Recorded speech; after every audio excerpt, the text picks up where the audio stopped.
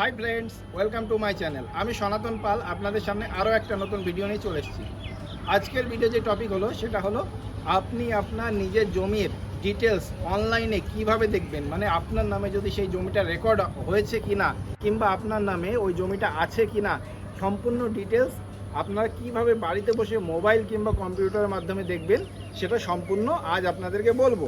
তা বেশি সময় আপনাদের কাছ থেকে নেব না, খুব অল্প সময়ের ভিতরে আপনাদেরকে বলবো, শুধু বলবোই না, দেখাবো কিভাবে আপনি ঘরে বসে বাড়িতে বসে মোবাইল কিংবা কম্পিউটারের মাধ্যমে আপনি চেক করতে পারবেন যে আপনার নামে ওই জমির, মানে ওই দাগ নাম্বার দিয়ে কিংবা খতিয়ান নাম্বার দিয়ে ওই জমিতে আপনার নামে কতটুকু কি আছে।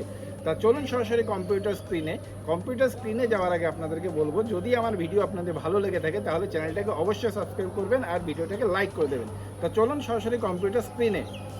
গুগলে চলে আসবেন। গুগলে আসার পরে বাংলার ভূমি বলে সার্চ করবেন। বাংলার ভূমি বলে সার্চ করার পরে সবার প্রথমে দেখবেন চলে আসবে বাংলার ভূমি। এটার উপরে ক্লিক করবেন। এটার উপরে ক্লিক করার সাথে সাথে বাংলার ভূমি যে ওয়েবসাইটটা আছে সেটা ওপেন হয়ে যাবে। তা একটুখানি সময় নেয়, মানে 2-1 সেকেন্ড। এর পরবর্তীতে আপনি এখানে সরাসরি যাবেন নো ইয়োর প্রপার্টি। নো ইয়ার প্রপার্টিতে যাওয়ার পরে এখানে দেখুন সিটিজেন আর ডিপার্টমেন্ট ইউজার। তো আপনি সিটিজেনে ক্লিক রাখবেন। এর পরবর্তী যারা সাইন আপ নেই, সাইন আপ তারা করে নেবেন। আমার যেহেতু অলরেডি সাইন আপ আছে সেই কারণে আমি সাইন আপ থেকে আমি লগ ইন করে নেবো, মানে আমার ইউজার আইডি পাসওয়ার্ড দিয়ে আমি লগ ইন করে নেবো। ইউজার আইডি মানে ওই মোবাইল নাম্বার আর পাসওয়ার্ডটা দেওয়ার পরে ক্যাপচারটা সঠিকভাবে ফিল আপ করবেন। ফিল আপ করার পর লগ ইনে ক্লিক করবেন। লগ ইনে ক্লিক করার সাথে সাথেই দেখবেন এই অপশানটা চলে আসবে। এই অপশানটা আসার পরে এখান থেকে প্রথমে আপনাকে সিলেক্ট করতে হবে আপনার ডিস্ট্রিক্টটাকে সিলেক্ট করার পরে এরপর আপনার ব্লকটাকে সিলেক্ট করতে হবে। আপনার যে ব্লক সেই ব্লকটাকে সিলেক্ট করবেন।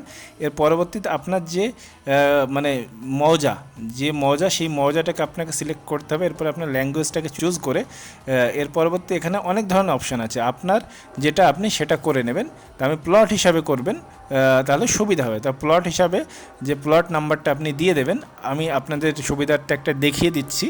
প্লট নাম্বারটা দেওয়ার পরে এর পরবর্তী ক্যাপচারটা সঠিকভাবে ফিল করে ভিউতে ক্লিক করবেন। ভিউতে ক্লিক করার পরে এরপরে দেখুন নিচে আসবেন, এখানে ডিটেলস দিয়ে দেবে কতটুকু জমির পরিমাণে, জমিটা কি আউশ আমন বাড়ি না কি সমস্ত কিছু দেখিয়ে দেবে। আপনাদের আর একটা জিনিস দেখিয়ে দেবো, মানে আর একবার দেখিয়ে দেবো অন্য একটা দাগ নাম্বার দিয়ে আপনাদেরকে দেখিয়ে দেবো। এখানে দেখুন আরেকটা দাগ নাম্বার আমি দিয়ে দিচ্ছি। দেওয়ার পরে ক্যাপচারটাকে একবার রিফ্রেশ করে নিচ্ছি। এর পরবর্তীতে ক্যাপচারটা সঠিকভাবে ফিল করে ভিউতে ক্লিক করব। এখানে দেখুন, এখানে এই যে এই দাগ নাম্বারে কত কি আছে, মানে কতটুকু জমি আছে, কার কার নামে রেকর্ড আছে, সমস্ত ডিটেলসই পেয়ে যাবেন।